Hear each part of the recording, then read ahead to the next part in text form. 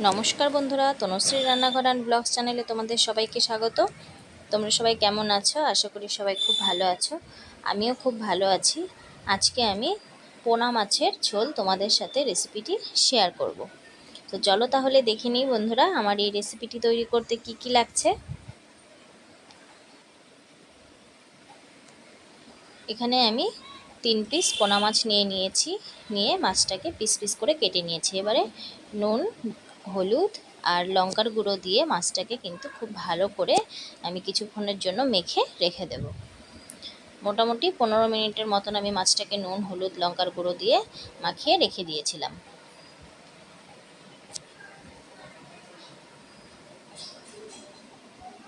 ভিডিওর শুরুতেই বলে দিই বন্ধুরা, ভিডিওটি ভালো লাগলে কিন্তু অবশ্যই একটা লাইক করে পাশে থাকো। সমস্ত উপকরণই আমি এখানে নিয়েছি। আছে শুকনো লঙ্কা, গোটা জিরে, সর্ষের তেল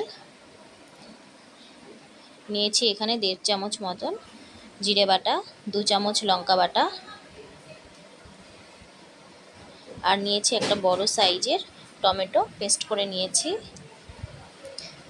এক ধনেপাতা কুচি। এবারে গ্যাসে কড়াই বসিয়ে দিয়েছি, দিয়ে কড়াইয়ে সর্ষের তেল দিয়ে দিলাম। বন্ধুরা দেখো, তেল কিন্তু আমার গরম হয়ে গেছে।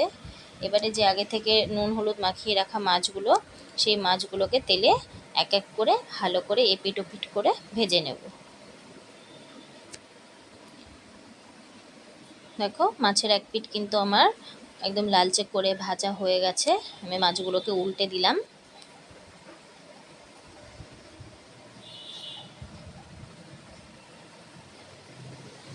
দুপাশি মাছের আমার ভাজা হয়ে গেছে।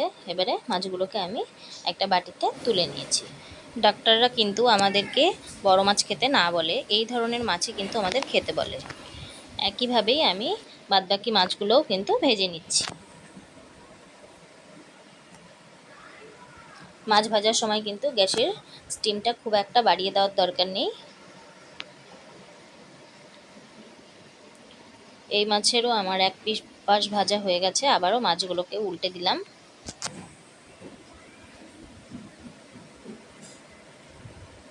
এই মাছগুলো কিন্তু একটু কড়া করে ভাজলেই খেতে ভালো লাগে। মাছ ভাজা হয়ে গেছে। এবারে মাছ ভাজার পরে যে অবশিষ্ট তেল ছিল, সেই তেলের মধ্যে আমি আরও মোটামুটি 2 চামচ মতন তেল অ্যাড করে দিয়েছি। দিয়ে 2টো শুকনো লঙ্কা দিয়ে দিলাম ফোড়নের জন্য, আর দিয়ে দিলাম এখানে 1/2 চামচ গোটা জিরে। ফোড়নটাকে 30 সেকেন্ড মতো একটু ভেজে নিয়েছি। নিয়ে এবারে 1.5 চামচ দিয়ে দিলাম এখানে জিরে বাটা, 2 চামচ লঙ্কা বাটা, স্বাদ মতো নুন দিয়ে সব কিছুকে ভালো করে এবারে তেলের সাথে মিশিয়ে নিচ্ছি। এগুলো সব মশলা কিন্তু আমি শিলনোড়াতে ভালো করে বেটে নিয়েছি। বাটা মশলা রান্নার কিন্তু টেস্টই আলাদা হয় বন্ধুরা, তাই না? এবারে দিয়ে দিলাম স্বাদ মতন হলুদ।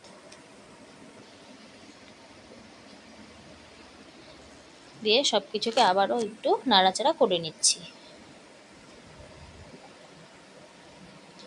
এবারে মশলাটা যাতে কড়াইয়ের সাথে লেগে না যায়, সেই জন্য মশলা বাটি ধোয়া জল আমি একটু এর মধ্যে অ্যাড করে দিয়েছি।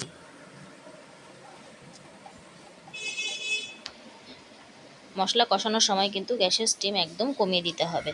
এবারে এখানে দিয়ে দিলাম একটা বড় সাইজের টমেটো পেস্ট করে নিয়েছিলাম, সেই টমেটো পেস্ট। মোটামুটি 4 থেকে 5 মিনিট মতন কিন্তু আমি কষিয়ে নিয়েছি। এবারে এর মধ্যে দিয়ে দিলাম 3টে চেরা কাঁচা লঙ্কা। তোমরা চাইলে কাঁচা লঙ্কা দিতেও পারো, নাও দিতে পারো।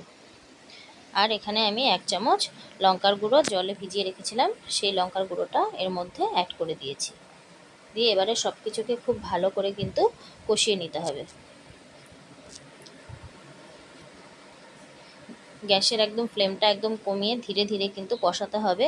কষানোর সময় কিন্তু গ্যাসের স্টিমটা বাড়িয়ে দিলে খেতে ভালো লাগবে না। এদিকে মশলাটা পুড়ে যাবে, আবার এদিকে মশলা থেকে কাঁচা গন্ধটা কিন্তু থেকে যাবে।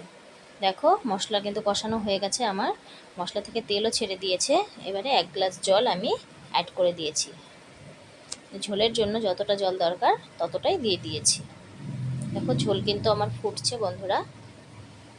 এবারে আগে থেকে ভেজে রাখা মাছগুলো এর মধ্যে দিয়ে দিলাম।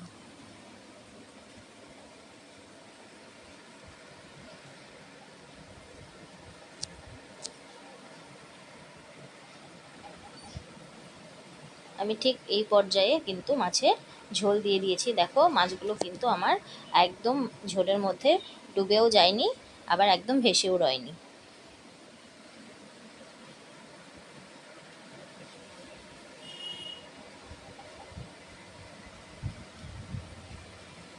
মোটামুটি 5 থেকে 7 মিনিট মতন আমি কিন্তু ঝোলটা ফুটিয়ে নিয়েছি। এবারে ধনেপাতা দিলেই তৈরি হয়ে যাবে আমার পোনা মাছের ঝোল বা ঝাল, যে যেটাই বলো না কেন, এই রেসিপিটি। তো বন্ধুরা, ভালো লাগলে ভিডিওটি কিন্তু অবশ্যই একটা লাইক করে দিও।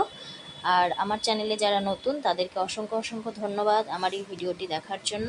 আর যারা এখনও আমার চ্যানেলটিকে সাবস্ক্রাইব করনি তারা প্লিজ ঝটপট গিয়ে সাবস্ক্রাইব করে নাও।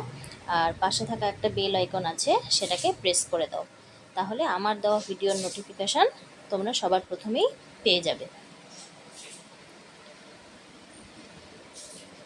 তো তৈরি হয়ে গেল বন্ধু আমার পোনা মাছের ঝাল রেসিপিটি। পরবর্তী ভিডিওর জন্য অপেক্ষায় থেকো বন্ধুরা। ভালো থেকো, সুস্থ থেকো।